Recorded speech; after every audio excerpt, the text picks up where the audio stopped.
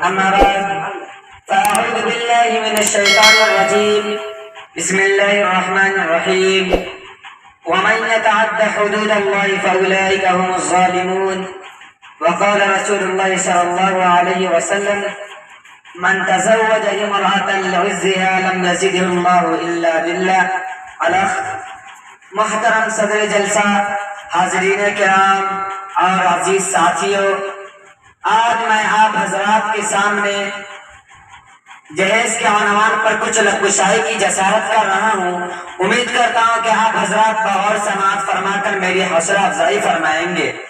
محترم حضرات، میں نے جو ابھی حدیث شریف پڑھی ہے اس کا ترجمہ یہ ہے کہ جو شخص کسی عورت سے اس لیے شادی کرے گا کہ اس کی عزت و شہرت میں اضافہ ہو جائے تو اللہ تعالیٰ اس کو ذلت و رسوائی کے سوا کچھ نہیں دیں گے، اور جو شخص کسی عورت سے اس لیے شادی کرے گا کہ اسے بہت سارا مال و دولت مل جائے تو اللہ تعالیٰ اس کو فقر و فاقہ اور تنگ دستی کے سوا کچھ نہیں دیں گے، اور جو شخص کسی عورت سے اس لیے شادی کرے گا کہ اس کی عزت و شہرت میں اضافہ ہو جائے تو اللہ تعالیٰ اس کو ذلیل کریں گے، اس کی ذلت میں اضافہ کے سوا کچھ نہیں ہوگا، اور جو شخص کسی عورت سے اس لیے شادی کرے گا کہ اس کی نظر نہ بہکے، وہ ہمیشہ پاک دامن رہے، اسے رحمت الہی حاصل ہو جائے تو اللہ تعالیٰ اسے ہر اعتبار سے خیر و برکت عطا فرمائیں گے۔ حاضرین کرام، اس حدیث سے واضح ہو گیا کہ جہیز کی لالچ میں نکاح کرنا آدمی کو فقر و فاقہ اور تنگ دستی کے سوا کچھ نہیں دیتا ہے۔ جہیز کی جمع کرنا آدمی کو ذلت و رسوائی کے بازار میں بیچ دیتا ہے۔ دوستو، شریعت اسلامی میں جہیز دینا جائز ہے، مگر اس کی حقیقت کو سمجھنا بھی ضروری ہے۔ مذہب اسلام میں جہیز تحفہ اور ہدیہ کی حیثیت رکھتا ہے، مگر باپ اپنی بیٹی کو کچھ ضروری سامان دے دے تو اس میں کچھ حرج نہیں، مگر لینے والے کو اعتراض کرنے کا حق نہیں، مانگنے کا ادھیکار نہیں، سوال کرنا جائز نہیں۔ مگر آج ہماری بہنوں پر ظلم و زیادتی کی جا رہی ہے، ان پر تیل چھڑک کر انہیں جلایا جا رہا ہے، انہیں پھانسی کے پھندوں پر لٹکایا جا رہا ہے، بے عزتی کے ساتھ پھانسی کے پھندوں پر لٹکایا جا رہا ہے، صرف اس بنیاد پر کہ اس معصوم نے جہیز کی فہرست کو مکمل نہیں کیا، صرف اس بنیاد پر کہ اس معصوم نے بے شمار جہیز کے ذریعہ ان کے دل کو خوش نہیں کیا۔ کسی شاعر نے موجودہ حالات کی ترجمانی کرتے ہوئے کیا ہی خوب کہا کہ کل آنگن میں ایک لاڈلی جل رہی تھی، ابھی جس کے ہاتھوں میں مہندی رچی تھی۔ کل آنگن میں ایک لاڈلی جل رہی تھی، ابھی جس کے ہاتھوں میں مہندی رچی تھی۔ خطاؤں میں خطا اس دلہن کی یہی تھی، خطاؤں میں خطا اس دلہن کی یہی تھی کہ جہیز کی فہرست میں ابھی کچھ کمی تھی۔ درد مندان ملت، جہیز کے نام پر ظلم کرنے والے اور مجرموں کو یہ احساس دلا دینا چاہیے کہ تم بھیڑیے ہو، انسانی شکل میں خونخوار وحشی درندے ہو، اللہ کی مخلوق کے دشمن ہو۔ ایک عورت جی جان کو بے جان سمجھ کر جب چاہا رکھ لیا، جب چاہا چھوڑ دیا، جب چاہا بے عزت کر دیا، جب چاہا پھانسی پر لٹکا دیا۔ ارے حقیقت اور تکلیف اس وقت معلوم ہوگی جب یہ معاملہ تمہاری بہنوں اور بیٹیوں کے ساتھ ہوگا۔ محترم حضرات، جہیز مانگنا مسلمانوں کی شان نہیں، در حقیقت یہ غیروں کی تہذیب ہے جسے مسلمان بڑے فخر کے ساتھ اپنا رہا ہے، اور یہ ایک مروجہ رسم بن چکی ہے۔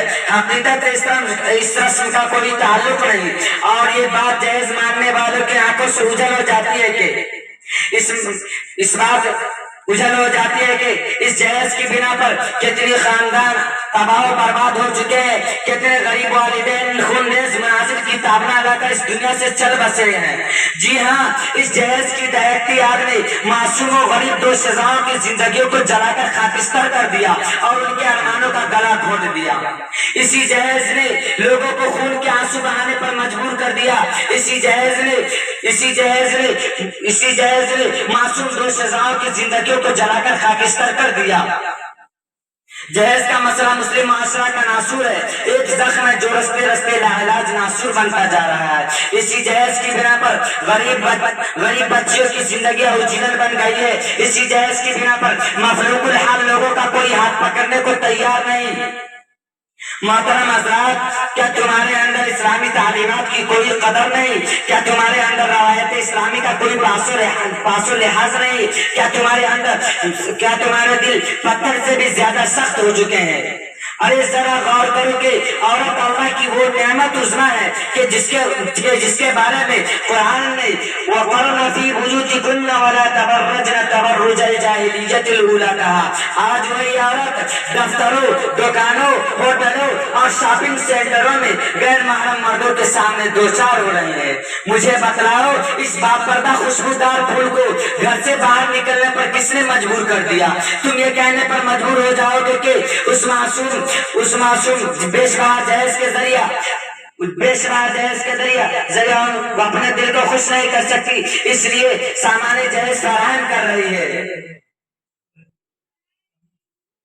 گزرتے ہیں کہ یہ خبر آنے لگتی ہے کہ جہیز کی کمی کی وجہ سے سسرال والوں کی زیادتی بڑھتی جا رہی ہے، تو کبھی اس معصوم دوشیزہ کو لقمہ اجر بنا دیا گیا۔